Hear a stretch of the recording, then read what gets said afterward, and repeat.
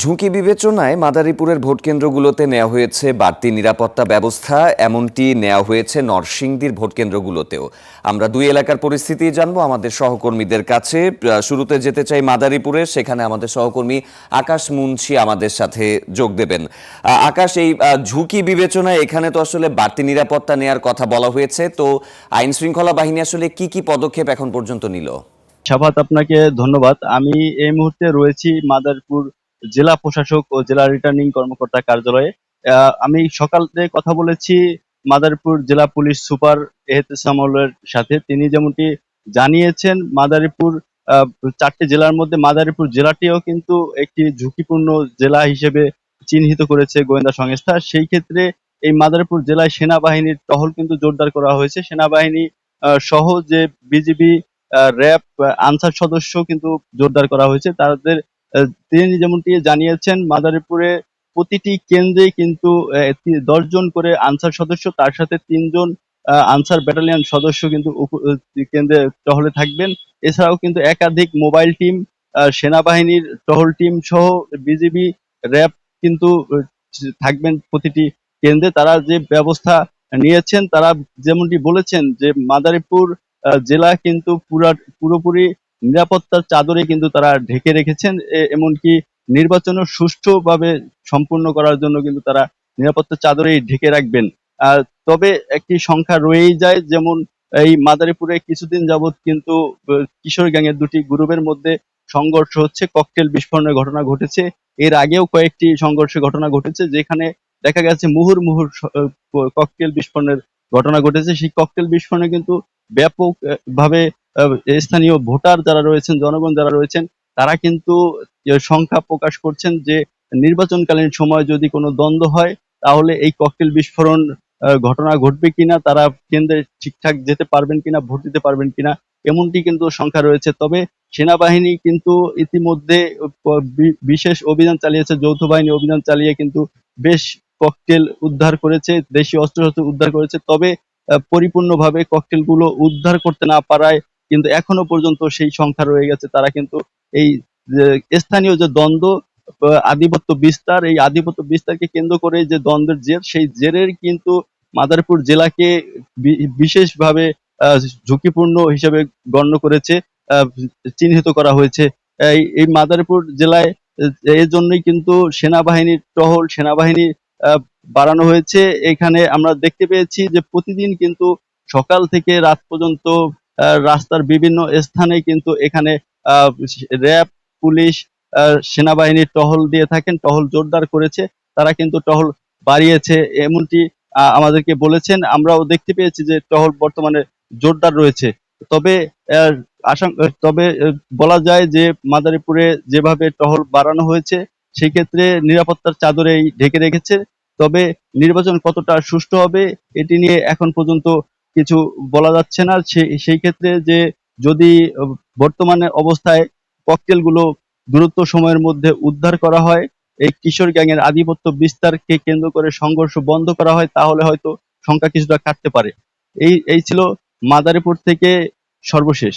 নিশ্চয়ই আকাশ, আপনি সাফাত। আমাদের সাথেই থাকবেন। আমরা মাদারীপুরের পাশাপাশি যে ঝুঁকিপূর্ণ এলাকা রয়েছে নরসিংদী, তার মধ্যে অন্যতম। তো নরসিংদীর জেলা প্রশাসক কার্যালয়ের সামনেই সহকর্মী বদরুল আমিন চৌধুরীকে দেখা যাচ্ছে। বদরুল, মাদারীপুরে যেমনটি বলা হচ্ছিল যে কিশোর গ্যাংয়ের একটা উত্থান দেখা গেছে, এটা একটা সমস্যা যেটার কারণে ঝুঁকিপূর্ণ এলাকা হিসেবে চিহ্নিত করা হয়েছে। নরসিংদীতে এমন কি কি সমস্যা রয়েছে, আর এই সমস্যাগুলো ভোটের আগে সমাধানের ক্ষেত্রে আইন শৃঙ্খলা বাহিনীর কি পদক্ষেপ এখন পর্যন্ত চোখে পড়লো?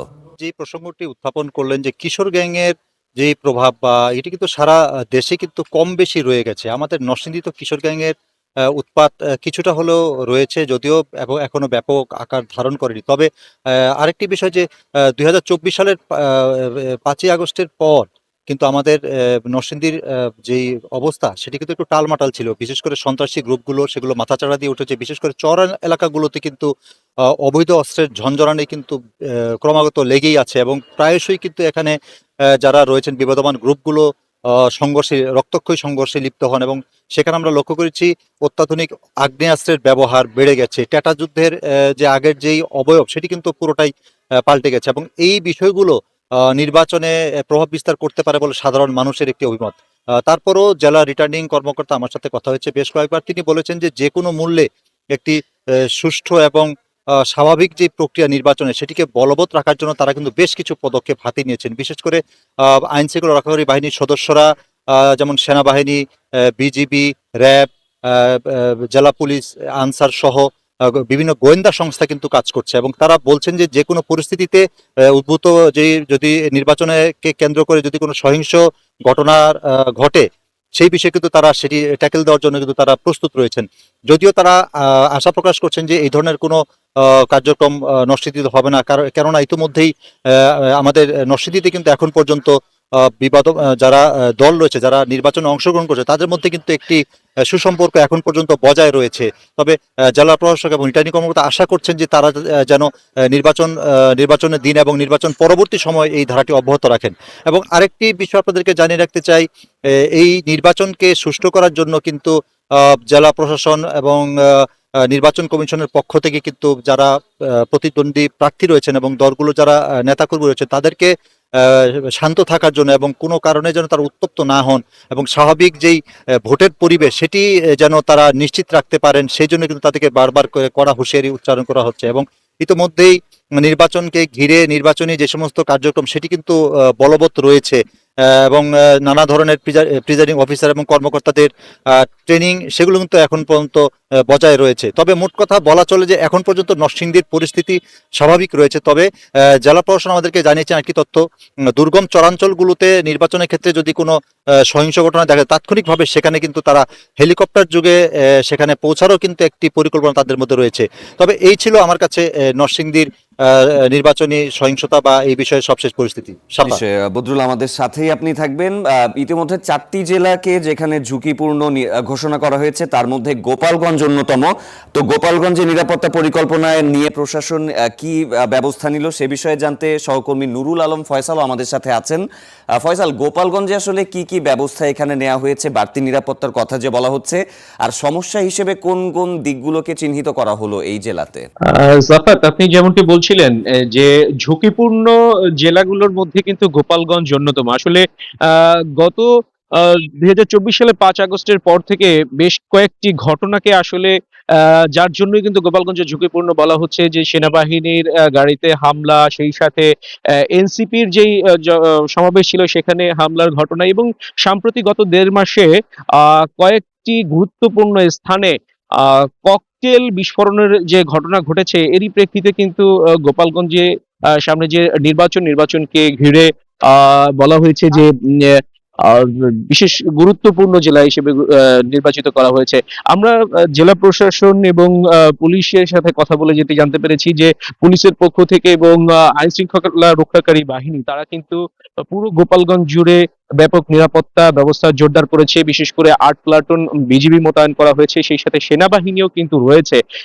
বলা যায় যে গোপালগঞ্জে যেই প্রায় 3টি সংসদীয় আসনে 10,92,618 জন ভোটার রয়েছে এবং ভোট কেন্দ্র রয়েছে 397টি।